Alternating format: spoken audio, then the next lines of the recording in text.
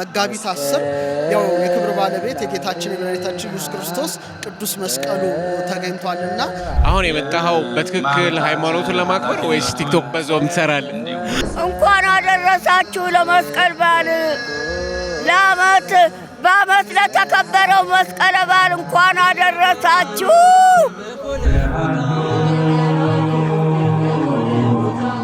ዕውራንን እያበራ ሽባዎችን እየተረተረ አልፎ ተርፎ ሙታንን እያስነሳ ታላቅ ተአምራት በሚገልጽበት ጊዜ ምን ተሰማዎት እዚህ በመሆኑ?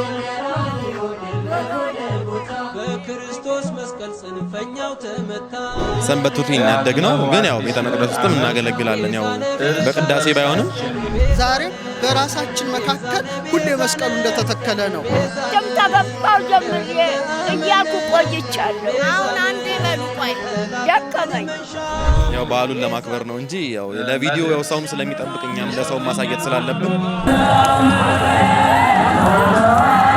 ጎልጎታ ማለት የራሳችን ቅል ነው። እሌኒ ጎልጎታ የተቀበረውን አስቆፍራ አስወጥታለች። ግን አሁንም እለት እለት መስቀሉ አላያችን ላይ ተተክሎ ያለ ነውና በድጋሚ እንኳን አደረሳችሁ። በዓሉ የሰላም የፍቅር እንግዲህ ያው ብዙ አይነት ነገር ይተላለፍበታል ሶሻል ሚዲያ ግን እንደምናስተላልፈው መልእክት መንግስትን ተነ ወታደሩ ቄሱን ተታቦቱ ይህ ጦርነት እንዲካሄድ አልፈለጉም ወይም አባይም እንዲገደብ አልፈለጉም። በየትኛውም አይነት የሥራ ፊልድ ላይ ብንሆን የትኛውም አይነት እንትን ላይ ብንሆን ቤተክርስቲያናችን በጣም እንደሌለብን ነው እንደዚህ አይነት ስሜት ስላለኝ ነው እንጂ በጣም ብዙ ተማሪዎች እንደማስተምር አምናለሁ።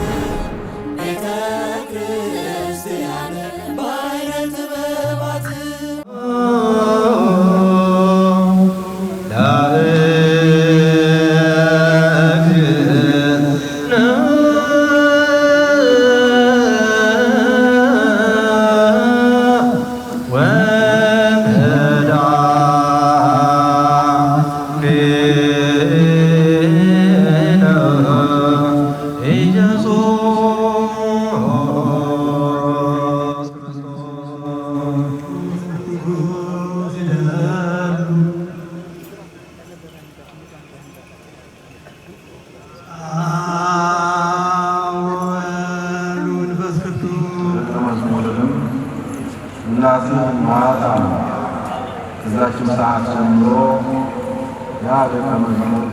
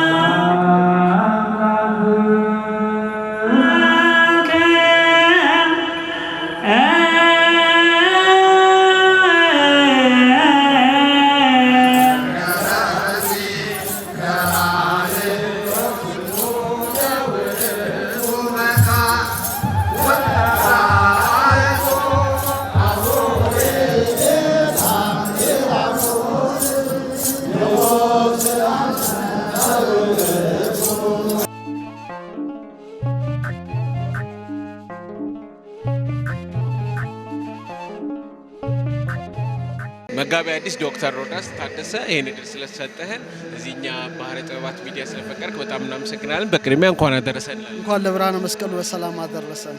እስኪ ስለ መስቀል ባህል ትንሽ ታሪካዊ ዳራ ብትል። እንግዲህ የክብር ባለቤት ጌታችን መድኃኒታችን ኢየሱስ ክርስቶስ ቅዱስ ሥጋውን የቆረሰበት ክቡር ደሙን ያፈሰሰበት መርገመ ሥጋ መርገመ ነፍስን የሻረበት የጥል ግድግዳን ያፈረሰበት ቅዱስ መስቀል ከጌታ እርገት በኋላ እውራንን እያበራ ሽባዎችን እየተረተረ አልፎ ተርፎ ሙታንን እያስነሳ ታላቅ ተአምራት በሚገልጽበት ጊዜ ብዙዎች ለመስቀሉ ጠላቶች ሆነው ይነሳሉ ብሎ ሐዋርያው ቅዱስ ጳውሎስ እንደተናገረ አይሁዶች በጊዜው በጣም በመበሳጨት በቁጣ ሆነው ታላቅ ጉድጓድ አስቆፍረው የጌታን መስቀል አኖረው በኢየሩሳሌምና በዙሪያው አካባቢ ያሉት ሁሉ ቆሻሻቸውን እንዲደፉ አድርገው ታላቅ ተራራ እስከመሆን ደርሶ እስከ 300 ዓመታት ያህል አስቆጥረዋል። በኋላም የቆስጠንጢኖስ እናት ንግስት እሌኒ ልጄ ቆስጠንጢኖስ ወደ ክርስትና ሕይወት ከተመለሰልኝ ኢየሩሳሌም ሄጄ የተቀበረውን የጌታዬን መስቀል አስወጣለሁ ብላ ብጻት አድርጋ ነበረና የኒቂያ ጉባኤን ካከናወነ በኋላ ለልጇ ነገረችው። እሱም ደስ ብሎት ብዙ ሰራዊትን ሰጥቷት እና ብዙ ወርቅ ዕንቁ ሰጥቷት ወደ ኢየሩሳሌም ጉዞ አደረገች። በጊዜው ሊነግሯት ፈቃደኛ አልነበሩም። ነገር ግን ኪራኮስና ሚኖስ የሚባሉ አረጋውያንን ብትመረምራቸው የጌታ መስቀል መቀበሩን ቆሻሻ ተደፍቶበት ተራራ ማከሉን በዚህ ምክንያት ደግሞ ቦታው እንደጠፋ ነገሯት። ነገር ግን እሷ ብዙም አልተቸገረችም። በሱባኤ እግዚአብሔርን በጠየቀች ጊዜ በዕጣን ጢስ አማካይነት እንደምታገኘው ተገልጾላት ደመራ አስደምራ ያመጣችውን ከቁስጥንጥንያ ዕጣን ስትጨምር ጢሱ ቀጥ ብሎ ወጥቶ መስቀሉ ያለበት ቦታ ላይ አመልክቷል። ተተክለ ጢስ ሀበ አንጻረ መስቀል ይላል። ቅዱስ ያሬድም ሰገደ ጢስ ይላል። ከዚህ በኋላ በጣም በደስታ ሆና ማስቆፈር ጀመረች። እንግዲህ እስከ መጋቢት 10 ድረስ ነው ቁፋሮ የቀጠለው። ነገር ግን አንድ መስቀል ተገኝቷል። የፈያታዊ ዘጸጋም መስቀል ነበረ። እውር አላበራም፣ ሽባ አልተረተረም። እንደገና ደግሞ አጥልቀው ሲቆፍሩ አንድ መስቀል አገኙ። የፈያታዊ ዘየማን መስቀል ነበረ። እሱም ገቢረ ተአምራቶ መንክራት አላደረገም። መጨረሻ መጋቢት 10 ያው የክብር ባለቤት የጌታችን የመድኃኒታችን ኢየሱስ ክርስቶስ ቅዱስ መስቀሉ ተገኝቷልና በእውነት ታላቅ በዓል ነው። ከዚህ በኋላ ከኢየሩሳሌም ጀምሮ እስከ ቁስጥንጥንያ ምስራቹ ተሰምቶ ህዝቡም ደግሞ መስቀል መዋየ ጸር መስቀል መግረር ጸር እያለ እልል ብሎ ሻማ ያበራ ችቦ ያበራ በዓሉን አስቦታልና በዓለ መስቀል እንግዲህ ታሪካው ዳራው ባጭሩ ይሄን ይመስላል። እናመሰግናለን። የመስቀል በዓልን ከኢትዮጵያ ኦርቶዶክስ ቤተክርስቲያን የሚያከብሩ አሉ። በተለይ ኦሪየንታል ቸርች የሚባሉት የካቶሊክ ቤተክርስቲያን ያከብራሉ። ይሄን የጠየቁበት ምክንያት የኢትዮጵያ ካቶሊካዊ ቤተክርስቲያን ኃላፊ የሆኑት ካርዲናል ብርሃነ ኢየሱስን እዚህ ስላየናቸው እስኪ ስለዚህ ነገር የምትለን ነገር ካለ። እንግዲህ መስቀል እኮ በዓልነቱ ከላይ እስከ ታች ነው፣ ከአርያም እስከ ምድር ድረስ ነው። የክብር ባለቤት ጌታችን መድኃኒታችን ኢየሱስ ክርስቶስ ቅዱስ መስቀልን ክርስቲያኖች ሁሉ ያስቡታል። በተለይ ደግሞ ኢትዮጵያውያን በስማቸው ሳይቀር ገብረ መስቀል፣ ዓመተ መስቀል በመባል ይታወቃል። ለምሳሌ በቅዱስ ያሬድ ዘመን የነበረው ንጉሠ ነገሥት ገብረ መስቀል ይባል ነበረ። የላሊበላ ባለቤት መስቀል ክብራ ትባል ነበረ። ቤተ መስቀልን አሰርቷል። አልፎ ተርፎ ሰው ራሱ መስቀል ነው።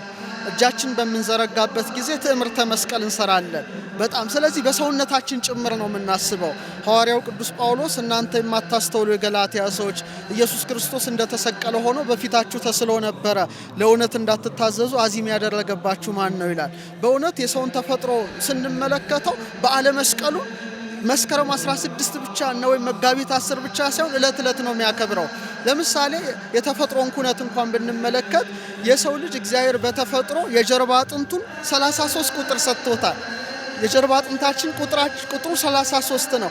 ከዚያ የራስ ቅል አለን። የክብር ባለቤት ጌታችን መድኃኒታችን ኢየሱስ ክርስቶስ በ33 ዘመኑ ከ3 ወር የራስ ቅል የምትባል ጎልጎታ ላይ ተሰቅሎ ስጋውን ቆርሷል፣ ክቡር ደሙን አፍሷል። ስለዚህ 33 የጀርባ አጥንት ቁጥር የሰጠን ዝም ብሎ አይደለም፣ እድሜው ነው።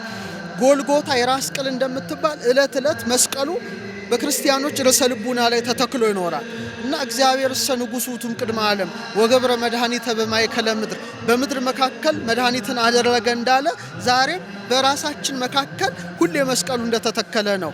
ሊቀ ጠበብት አለቃ እያሌው ታምሮ የራስ ቅል በሚባል ስብከታቸው ጎልጎታ ማለት የራሳችን ቅል ነው።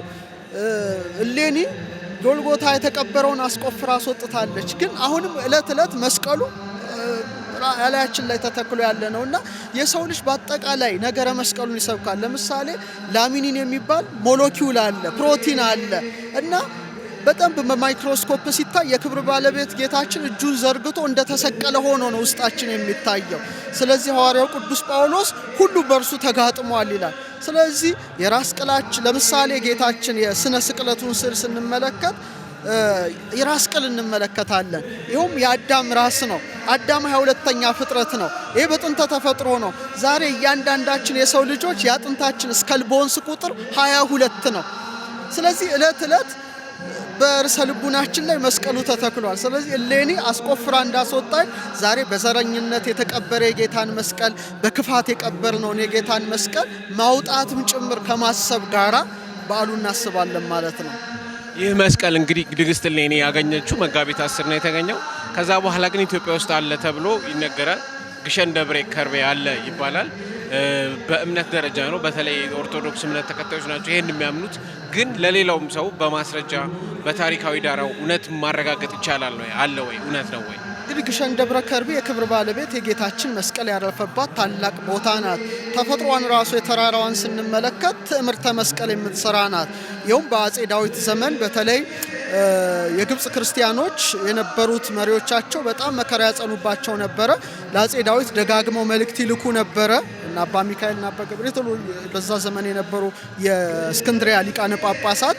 በዚህ ምክንያት እንግዲህ አጼ ዳዊት በጣም በታላቅ ኃይል ሆኖ እንደና አጼ ካሌብ እንዳደረጉት መሄድ በጀመረ ጊዜ ያው እነሱ ደግሞ ይሄ ጦርነት እንዲካሄድ አልፈለጉም፣ ወይም አባይም እንዲገደብ አልፈለጉም። በዛ ሁሉ ነው የያዛቸው ንጉሠ ነገሥቱ።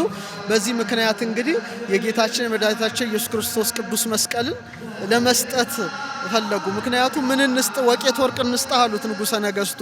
እኔ የጌታዬን መስቀል ነው የምፈልገው አሉ። ሊቃነ ጳጳሳቱ ተማክረው የክብር ባለቤት የጌታችን መስቀል አጼ ዳዊት ተረክቦ፣ ነገር ግን ወደ መሀል ከተማ ሳያመጣ በድንገት አረፈ። ከዛ በኋላ ልጁ አጼ ዘርዓ ያዕቆብ በነገሰ ጊዜ አንብር መስቀሌ በዲበ መስቀል፣ መስቀሌን በመስቀለኛ ስፍራ አኑር የሚል ራእይ ደጋግሞ ይታየው ነበረ። ቆስጠንጢኖስ ሊቃውንቱ እንዳማከረ እሱም ሊቃውንቱን አማከረ፣ አባቶችን አማከረ። ያው የአጼ ዳዊት የጌታን መስቀል ይዞ እንደመጣ መንገድ ላይ ማረፉ ስለሚታወቅ ያን ነገር ወደ መሀል ከተማ እንድታመጣው ነው የሚል ምክር አቀረቡለት። እውነትም የጌታን መስቀል ይዞ መስቀሉ የሚያርፍበትን ቦታ ብዙ ቦታ ነው የፈለገው። የተለያዩ ታሪካዊ ቦታዎች አሉ። ደብረ ብርሃን ለምሳሌ ቅዱስ መስቀሉ ሲያርፍ ብርሃን እንደወረደ ይነገራል። መጨረሻ ያው ግሸን ደብረ ከርቤ አገኘ። ሲያየው ትዕምርተ መስቀል የምትሰራ ታላቅ ቦታ ናትና በዛ የተቀደሰ ቦታ ላይ የጌታን መስቀል በወርቅ ሳጥን ላይ በብር ላይ የመዳብ የእርሳስ ሳጥን አድርጎ ከኢየሩሳሌም ደግሞ ብዙ ንዕማን እንዳደረገው አፈር አስመጥቶ በግሸን ደብረ ከርቤ ላይ እንዲበተን አድርጎ የክብር ባለቤት የጌታችን የከበረ መስቀሉና ሌሎችም ንዋያተ ቅድሳት ሉቃስ የሳላትን ስዕል ጨምሮ በተለይ ጤፉት ላይ የሚነገሩት የቅዱሳን አጽም ጨምሮ በዛ የተቀደሰ ቦታ ላይ አሳርፈዋልና መስከረም 21 በርካታ ምእመናን ወደዛ ቦታ እየሄዱ ያው የተቀደሰች ቦታ እየሄዱ የጌታችንን የከበረ መስቀሉን እጅ በመንሳት በረከትን ያገኛሉ። ብዙዎች መስቀል ግማደ መስቀሉ ነው የመስቀሉ ግማሽ ነው እንጂ ሙሉ አይደለም ብለው ያምናሉ። አንተ ከታሪካዊ እውነቱ አንጻር እንዴት ነው? እንግዲህ በቦታው በሚነገረው ታሪክ መስማማት ይሻላል። እንግዲህ ይሄን እንግዲህ ለታሪክ አጥኚዎች ለቦታው ሰዎች ብተው ይሻለኛል። መልካም። እሺ፣ ከስነ ከዋክብት ምርምር አንጻር 2018ን እንዴት ታየዋለህ? አመቱ እንዴት ታየዋለህ ከስነ ከዋክብት አንጻር? እንደውም በዓሉ በዓለ መስቀል ስለሆነ ነገረ ከዋክብትን ካነሳ ስለ ነገረ መስቀሉ የሚያሳዩ የከዋክብት ነገሮችን ብነግር መልካም እባክህ። ለምሳሌ ዊርፑል ጋላክሲ የሚባል አለ እና ዊርፑል ጋላክሲ በጣም በሚገርም መልኩ በባይናኩላር ሲታይ ወይም ደግሞ በሀብል ቴሌስኮፕ ሲታይ በጣም በሚገርም መልኩ የጌታ መስቀልና ጌታ የተሰቀለበት ነው የሚመስለውና በአን ጊዜ በሳይንቲስቶች ያንን ህብረ ኮከብ በተመለከቱት ጊዜ በጣም አድንቀው ሀብል ፋይንድስ ሚስቴሪየስ ክሮስ ኦን ዘ ስካይ የሀብል ቴሌስኮፕ ምስጢራዊ መስቀልን ሰማይ ላይ ያገኘ ብለው ነው ያሉና ማንም ሰው በሚመለከትበት ጊዜ ትዕምርተ መስቀል ይሰራል። በመሰረታዊ መልኩ በስነ ፍጥረት ውስጥ ከዕለተ እሑድ እስከ ዕለተ ዓርብ ስነ ፍጥረት ብንሄድ ትምህርተ መስቀል የሌለው የለም።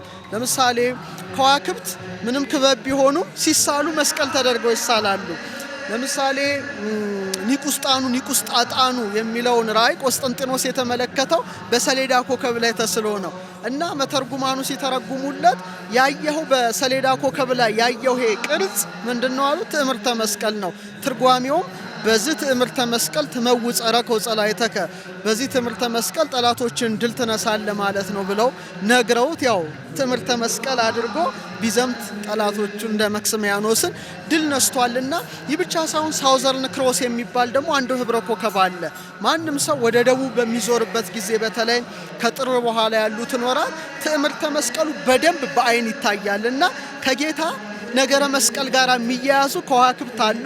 ሜሴር 51 ቅድም የጠቀስኩልህ እንደገና ደግሞ የደቡብ መስቀል የሚባለው እሱ ብቻ ሳይሆን ደግሞ ኮሮና የሚባል አክሊለ ሶክ የሚመስል ህብረ ኮከብ አለና ኮሮና ማለት ራሱ አክሊል ማለት ነው። ይሄ እንግዲህ በክብር ባለቤት በጌታችን አክሊል የከዋክብት ተመራማሪዎች ይመስሉታልና ሰማያት ይነግራ ስብሐተ እግዚአብሔር፣ ሰማያት የእግዚአብሔርን ክብር ይናገራል፣ ጠፈርም የእጁን ስራ ያወራል ብሎ ነቢዩ እግዚአብሔር ዳዊት እንደተናገረ በከዋክብት ዓለም ውስጥ የጌታን ሕማማቱን የሚያሳስቡ ነገረ መስቀሉን የሚያሳስቡ እንደዚህ ያሉ ትምህርተ መስቀል አሉ። በተለይ ደግሞ በጣም የሚገርመው መጋቢት ላይ ከፀሐይ ጋር አብሮ ሚውል ከማዛሮት ብሎ ኢዮብ ከጠቀሰው መናዝል መካከል ሐመል አለ እና ከፀሐይ ጋር ነው የሚውለው። ቅርጹ የበግ ቅርጽ ነው። ይሄ ህብረ ኮከብ ማንም ሰው በአይኑ ማየት ይችላል። በመሳሪያ ደግሞ የበለጠ ይታያልና መጋቢት ነው ከፀሐይ ጋር የሚውለው ይሄ በግ። የክብር ባለቤት ደግሞ እውነተኛው በግ ኢየሱስ ክርስቶስ መጋቢት 27 ተሰቅሎ ስጋውን ቆርሷል፣ ክቡር ደሙን አፍስሷል። መጋቢት 10ም እንደገና በዚህ ወር የጌታ መስቀል ደግሞ እንደገና ተገኝቷል። ስለዚህ በመጋቢት ወር ከፀሐይ ጋር የሚያድረው ህብረ ኮከብ ወይም መናዝል የጌታን ምኑን ያስተምራል ማለት ነው? ስቅለቱንና እውነተኛ በግ ሆኖ በቀራኒው መስዋዕቱን በመስቀል መስዋዕቱን ይገልጻልና እነዚህ የምናያቸው ሰማያውያን አካላት በእውነት የጌታን ከልደቱ እስከ ምጽአቱ የሚሰብኩ መምህራን ናቸው ማለት እንችላለን። አንዳንዶች ሲጠይቁ ለምን መጋቢት 10 የተገኘበት ቀን አይከበርም ብለው ይጠይቃሉ። ከመስከረም 16 ቀን ይልቅ 17 ቀን ይልቅ ይላሉ። በዚህ ላይ ምን ትላለህ? መጋቢት 10ም ቤተክርስቲያናችን በጣም በደመቀ መልኩ ነው የምታከብረው። በቅዱስ መስቀሉ ስም በተሰየሙ መቅደሶች ታቦተ ሕጉ ወጥቶ በታላቅ ድምቀት በማህሌት ቅዳሴ በመቀደስ ቅዱስ ስጋውን ክቡር ደሙን በመሰዋት በዓሉን ታከብራለች። ደግሞ እንደሚታወቀው መስከረም 16 ደግሞ ደመራ እሌኒ ያስደመረችበት በዕጣን ጢስ ያገኘችበት በመሆኑ ደግሞ ደመራ አካባቢያዊ አደባባይ ላይ የሚለኮስ በመሆኑ ሁለቱም በደመቀ መልኩ በቤተ ክርስቲያን ይታሰባል። መጋቢ አዲስ ሮዳስ ይሄን የመሰለ ማብራሪያ ስለሰጡኝ በጣም አመሰግናለሁ። በመጨረሻ ግን አንደኛ ለሚያውቁት ለወዳጆት እንዲሁም ለመላው የኦርቶዶክስ እምነት እንዲሁም ለሁሉም ለፈለጉት ሰው እንኳን አደረሳችሁ ይበሉ። እንዲሁም ደግሞ በዚህ ዓመት ምን እንጠብቅ? እንግዲህ በርካታ መጻሕፍትን የመጻፍ ሀሳብ አለኝ እግዚአብሔር ቢፈቅድ ማለት ነው። እስካሁን 30 መጻሕፍት አበርክቻለሁ ለሀገሬም ለቤተ ክርስቲያኔም። አሁን ደግሞ 2018 ላይ ብዙ ምርምር ያዘሉ መጻሕፍትን እንደምጽፍና በጣም ብዙ ተማሪዎች እንደማስተምር አምናለሁ። ባለፈው የአቡሻር ትምህርት አካል የሆነው ቀመረ ፊደል ወደ 450 ተማሪዎችን አስተምሬበት ነበር። 2018 ደግሞ ወደ 600 በላይ ሆነዋል ቁጥራቸው። እንግዲህ እነሱንም ይህን ታላቅ እውቀት የቤተ ክርስቲያን እውቀት ማስተምርና ማስተላለፍ ይሆናል የሚል እምነት አለኝ። በአጠቃላይ ግን የሰውን ተፈጥሮ የመላእክትን የኪሩቤል የሱራፌል ክንፍን ብንመለከት ትዕምርተ መስቀል ነው። በዕለተ ሰኑ እግዚአብሔር ምድርን ሲከፍላት የምድር አክሊላ ወህንብርታ ለምድር ያረጋት ቀራንዮ ነው። በዕለተ ሰሉስ አዝሪት አትክልት እጽዋትን ሲፈጥር ግማሹ አበባው ላይ፣ ግማሹ ቅርንጫፉ ላይ፣ ግማሹ ስሩ ላይ፣ ግማሹ ግንዱ ላይ ትዕምርተ መስቀል አለ። የዕለተ ረቡዕ ስነ ፍጥረትን ቅድም ገልጸነዋል። ፀሐይ፣ ጨረቃ፣ ከዋክብት ላይ ነገረ መስቀሉ ምስጢር አለ። ሲሰቀል ፀሐይ ጨልማለች፣ ጨረቃ ደም ሆናለች፣ ከዋክብት ክብራናቸው ተራቁተዋል።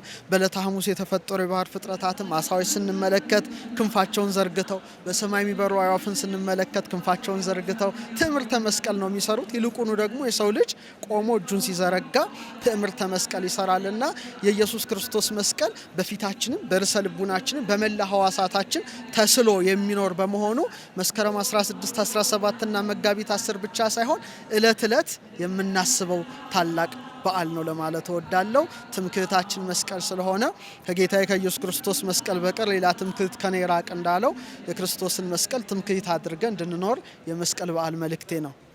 በጣም እናመሰግናለን መምህር መጋቢ አዲስ ሮዳስ ታደሰ። መልካም በዓል ይሁንላችሁ። እግዚአብሔር ያክብርልን።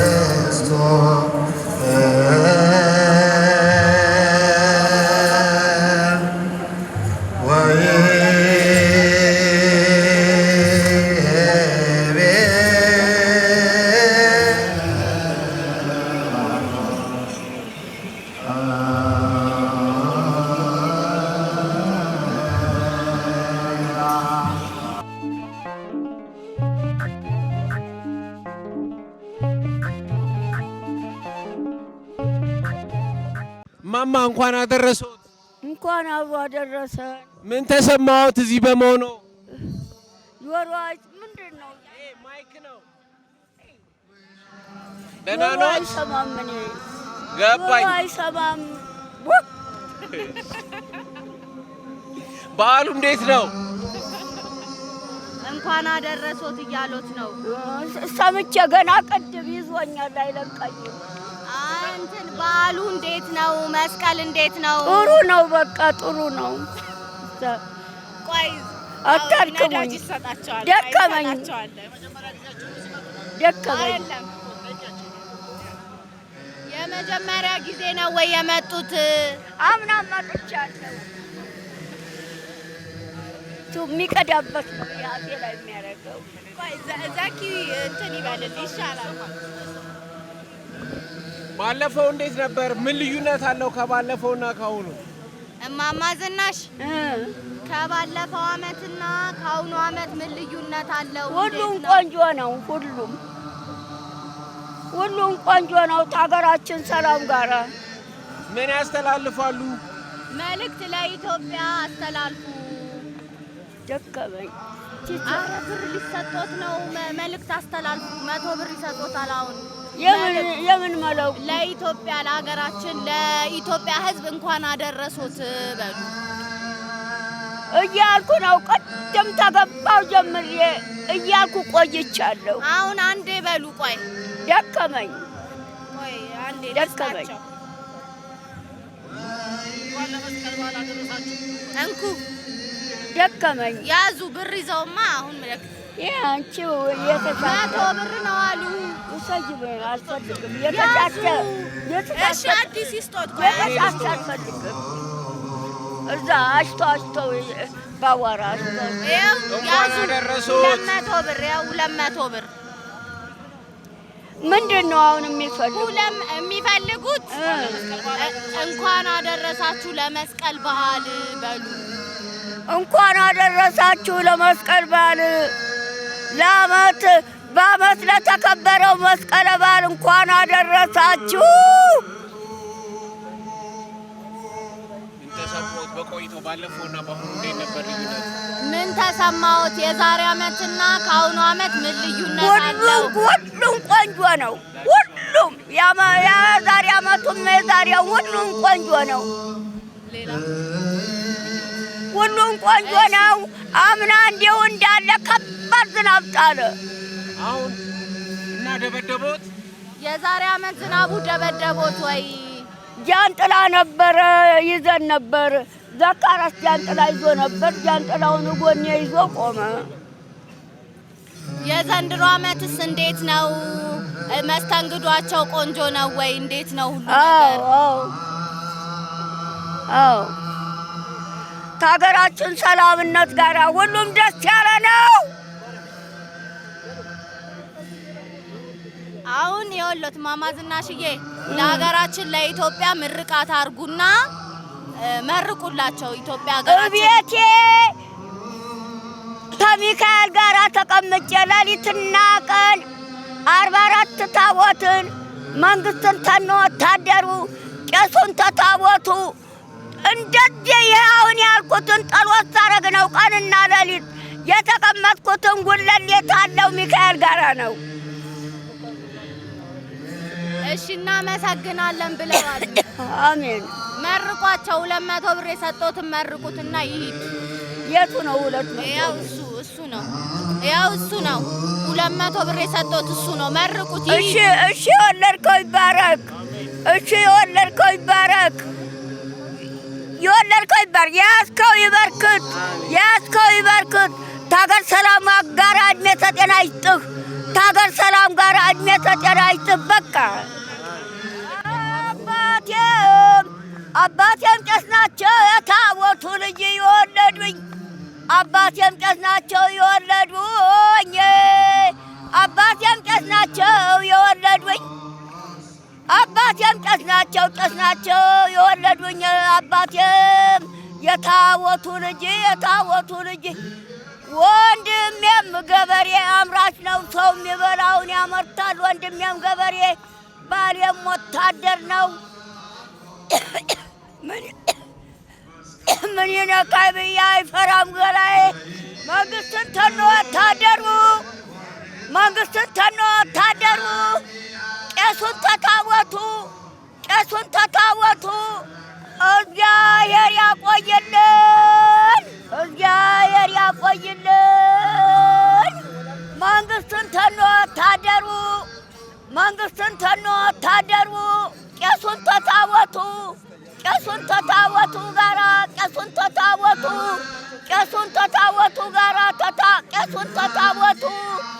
እግዚአብሔር ያቆይልን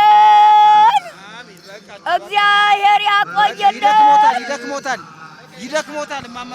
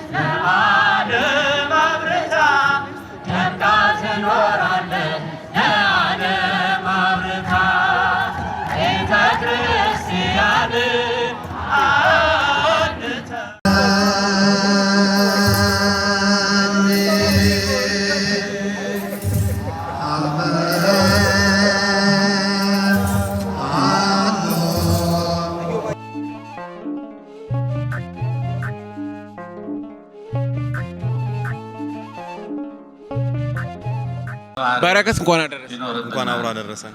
እንግዲህ እዚህ ያገኘን የመስቀል በዓል እያከበርክ ነው። መስቀል አደባባይ ላይ ነው የምትገኘው። ለስተኛ ጊዜ ነው ይሄን በዓል የምታከብረው? በአሁኑ ዓመት ወደ 7 ዓመት ምናምን ይሆነኛል። እውነትህን ነው? በፊት ነበረ መጣው ከፋሚሊ ጋር እንደዚህ ውስጥ ገብቼ ነው አላከብርም ነበረ። ይሄን 3-4 ዓመት ነው ወደዚህ መቅረብ የጀመርኩት። ለመጀመሪያ ጊዜ የገባኸው መቼ ነው?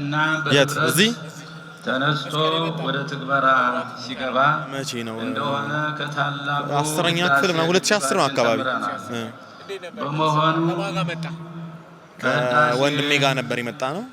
ግን በጣም ደስ ይል ነበር። የሆነ የመጀመሪያ ሲሆን የሆነ በጣም ቲቪ ላይ ምናምን ነበር የምናየው። ያው ቤቱ ላይ ስለምናከብር ምናምን እዚህ ነበረ።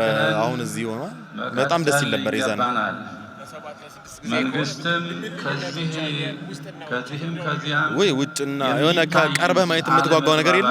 ስትቀርበው ደግሞ ይበልጥ ውበቱ ይጎላልና ከአመት ወደ አመት ደግሞ እንደምታየው ከድምቀቱም አንፃር ከሰውም ከመረጋጋቱም አንፃር ሁሉም በተሰጠው ቦታ ነው የሚያገለግለው።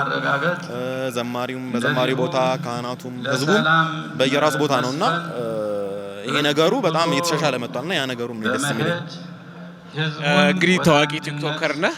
አሁን የመጣኸው በትክክል ሃይማኖቱን ለማክበር ወይስ ቲክቶክ በዛውም ትሰራለህ? እኔ ቤተክርስቲያን ልጅ ነኝና ለዚህ ብዬ ሳይሆን ያው በፊትም የማውቀው ነገር ነው። ያው አሁን ሚዲያው ላይ ያው መንፈሳዊንም የዓለማዊንም ኮንቴንት ነው የምንሰራውና ያው በዓሉን ለማክበር ነው እንጂ ያው ለቪዲዮ ያው ሰውም ስለሚጠብቅ እኛም ለሰው ማሳየት ስላለብን ያው እናንተ እንደምታስተላልፉት ማለት ነው እኛም እናስተላልፋለንና ለዛም ነው የመጣ ነው። ባህላችንን በዛው ለማስተዋወቅ ነው። በቤተ ክርስቲያን ልጅ ነኝ ስትል በሰንበት ትምህርት ቤት ወይስ በድቁና አገልግላ? አይ ያው በሰንበት ትምህርት ቤት ያደግነው ግን ያው ቤተ መቅደስ ውስጥም እናገለግላለን። ያው በቅዳሴ ባይሆንም ያው እናገለግላለን። ብቻ ምን ክፍል ነበርክ ሰንበት ትምህርት ቤት? ያው በኪነ ጥበብ ምናምን መዝሙር ክፍል ምናምን ነበር ድሮ ልጅ እያለን እናገለግል የነበረው። ቲክቶኮችን ሳያቸው ኦርቶዶክሳዊ መንፈሳዊ ኮንቴንቶች አሏቸው። ጥሩ ዲሲፕሊን አለው ከሚባሉት ውስጥ ነውና ከቤተ ክርስቲያን ይሄ ጥቅም ጠቅሟል። የቤተ ክርስቲያን ልጅ መሆን እዚህ ባህሪ ላይ ተጽዕኖ አሳድሮብሃል? አዎ ይሄ ቀላል አይደለም። መንፈሳዊነትን ጠብቀህ ዓለማዊ ነገርን መስራት ያው ዓለማዊ ስል የወጣ ያለ ነገር ኖሮት ሳይሆን ያው ከማህበረሰቡ ጋር እስካለ ድረስ እሱን ነው የምናስተላልፈውና በጣም ብዙ ኢምፓክት አለው። ያው በዙሪያ ያሉ ሰዎችም አንተን ወይ ለምን ይሄን አታደርግም ይሄን ብቻ ለማታደርግም ምናምን ይላል። ግን ያው ስራችን እስከሆነ ድረስ ቤተክርስቲያናችንም አንተውም ነው መዝሙሩን ቤተክርስቲያናችን አንተውም ከቶ ነው። በየትኛውም አይነት የሥራ ፊልድ ላይ ብንሆን የትኛውም አይነት እንትን ላይ ብንሆን ቤተክርስቲያናችን መተው እንደሌለብን ነው። እንደዚህ አይነት ስሜት ስላለኝ ነው እንጂ ያው እንደዚህ አይነት ነገር ሳይኖር ቀርቶ አይደለም። ብዙ እንትኖች ይኖራሉና ያንንም ያው ችለን ነው እየሰራን ያለ ነው። ብዙ ጊዜ ሶሻል ሚዲያዎች በተለይ ከትላልቅ ሀሳቦች ጋር እንደዚህ የመንፈሳዊ የሚሆን ዓለማዊ ነገሮች ላይ ቲክቶኮች የቲክቶክ ወይም ሶሻል ሚዲያዎች በአጠቃላይ በፖዚቲቭ ወይም በቀናነት አይታዩም። እዚህ ላይ ግን መንፈሳዊ አባቶች የሚሆኑ ወንድሞች ምናምን ቲክቶከር እንዴት እንዲጠቀሙት ምን ትመክራለህ? እንግዲህ ያው ብዙ አይነት ነገር ይተላለፍበታል ሶሻል ሚዲያ ግን እንደምናስተላልፈው መልእክት ያው ሶሻል ሚዲያም የራሱን የሆነ ክብርና አቀባበል ይኖረዋል በየሰው ዘንድና ሁሉም ሰው መጠቀም ባለበትና ማስተላለፍ የፈለገውን ነገር እስካስተላለፈ ድረስ ራሱ የሚሰጥህ ሪዋርድ አለውና ያንን ነገር ያው የምታስተላልፉበትን ነገር ከወሰናችሁትና ጥሩ ነገር ያመጣልኝ ይችላል የምትሉትን ነገር ብቻ ብትሰሩበት የተሻለ ሪዋርድ እንደሚያመጣ ለመናገር ፈልጋለሁ። እንግዲህ ሶሻል ሚዲያ ላይ መምጣት ለሚፈልጉ የቤተክርስቲያናችን ልጆችም ወይም ምዕመናንም ማለት ነው። እንግዲህ ለጣቢያችን የምትለው ካለ ባህረ ጥበባት ሚዲያ ይባላል ለተከታዮች እንዲመለከቱ ጋብዘልን። እሺ እንግዲህ ለባህረ ጥበባት ቲቪ ስለጠየቃችሁኝ አመሰግናለሁ። መልካም የመስቀል በዓል ይሁንልን። ለመላው የክርስትና እምነት ተከታዮች፣ ለቤተሰቦቼ፣ ለጓደኞቼ ለእናንተም መልካም የመስቀል በዓል ይሁንልን እላለሁ። አመሰግናለሁ በጣም። እኛም እናመሰግናለን። ቴንክ ዩ።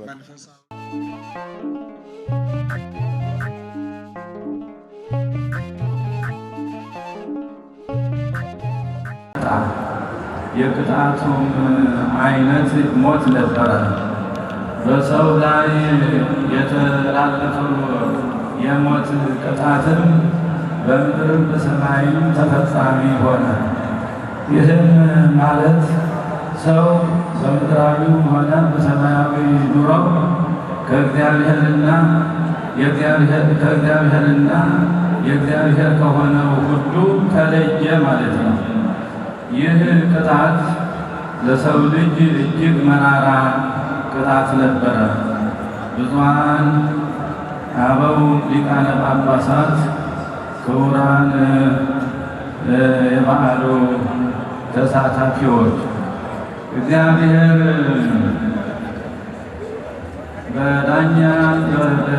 በዳኛነቱ ፈራጅና ቀጪ እንደሆነ ሁሉ በአባትነቱም ደግሞ መሐሪ ይቅር ባይ ነው። በመሆኑም በኃጢአት የደከመውን በኃጢአት ደግሞ የወደቀውን የሰው ልጅ ቤዛዊ ሞቱ ከሞተ ኃጢአት የሚያድነው መሆኑን የሚያመለክት ተስፋ ሰጠው። ተስፋውን በነቢያቱ ሰውነታችንን ተዋህዶ በዚህ ዓለም ተገለጠ። በዚህ ዓለም ሰው የሚድንበትን መንገድ በቅዱስ ወንጌል ካስተማረና በተግባር ካሳየ በኋላ ቤዛ ሰብእ የሆነው ሞቱን በመስቀል ላይ በመቀበል ቅጣታችንን እንዲነሳ አደረገልን። ቅዱስ መጽሐፍ ይህንን ሲገልጽ ሁሉም በአዳም እንደሚሞቱ ሁሉም በክርስቶስ ይድናሉ ይላል። በስህተት በበደልና በኃጢአት የደከመው የሰው ልጅ በክርስቶስ ቤዛዊ ሞት ምክንያት ነፃነት ወጥቶ ወደ ቀደመ ክብሩና ርስቱ ተመለሰ። ቤተ ክርስቲያን ተሰቅሎ ሳለ ዛሬውኑ ከኔ ጋር በገነት ትሆናለህ በማለት በቀኙ በኩል ለተሰቀለው በደለኛ የፈጸመውና የገባው ቃል ኪዳን ነው። ይህም ቃል ኪዳን ለአማንያን ሁሉ የተገባ ቃል ኪዳን መሆኑ እሙን ነው። ብፁዓን አበው ሊቃነ ጳጳሳት፣ የተከበራችሁ የበዓሉ ተሳታፊዎች፣ ምንም እንኳ በመስቀል ላይ በተፈጸመው የጌታችን ቤዛዊ ሞት ምክንያት ነባሩ ቅጣታችን ወይም ተሐድሶ ቢነሳም በገቢር አበሳችን ምክንያት ዛሬም ከስህተት መጽዳት አልቻልንም። ምሳሌ ተደምረን በትጋትና በጽናት እየሰራን የኢትዮጵያን ጉስቁልና እየናድን ብልጽግናዋን ልናረጋግጥ ይጠበቅብናል። ብፁዕ ወቅዱስ አባታችን፣ በዚህ በዓል ላይ የታደማችሁ ሁሉ የመስቀል በዓል ከምንም በላይ ሕዝባችን በስፋት የሚታደምበት በዓሉን የሚያከብሩ ምዕመናን ሁሉ በሰላም እንዲህ ባማረ የሀገራችንን ከፍታም ደግሞ ከፍ በሚያደርግና ውበት በሚጨምር መልኩ በመከበሩ ሁላችንም በጣም ደስተኞች ነንና ለበዓሉ በድጋሚ እንኳን ያደረሳችሁ። በዓሉ የሰላም፣ የፍቅር፣ የደስታ፣ የመተሳሰብ፣ የመረዳዳት እንዲሆን ከልቤ እመኛለሁ። ፈጣሪ ኢትዮጵያና ሕዝቦቿን ይባርክ። እጅግ አድርጌ አመሰግናለሁ።